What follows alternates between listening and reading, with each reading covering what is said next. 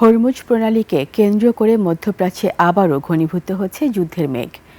ভঙ্গুর যুদ্ধবিরতির মধ্যে ইরানের সামরিক সক্ষমতা গুঁড়িয়ে দিতে নতুন পরিকল্পনার ছক কষছে মার্কিন সামরিক বাহিনী।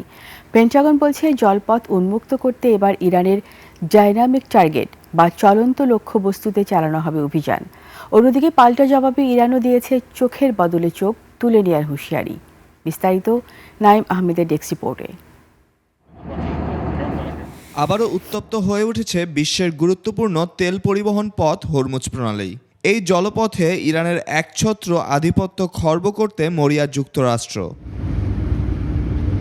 মার্কিন সংবাদ মাধ্যম সিএনএন বলছে ইরানের সামরিক সক্ষমতা ধ্বংস করতে নতুন এক হামলার পরিকল্পনা করছে ওয়াশিংটন।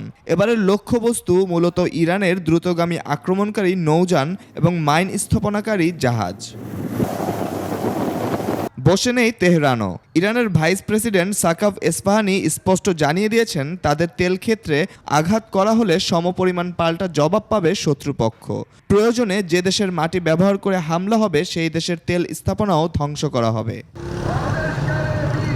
সিএনএনের রিপোর্ট অনুযায়ী আগের মার্কিন ইসরায়েলি হামলার পরও ইরানের প্রায় অর্ধেক ক্ষেপণাস্ত্র এবং হাজার হাজার ড্রোন অক্ষত রয়ে গেছে, যা বড় ধরনের প্রতিরোধের সংকেত দিচ্ছে।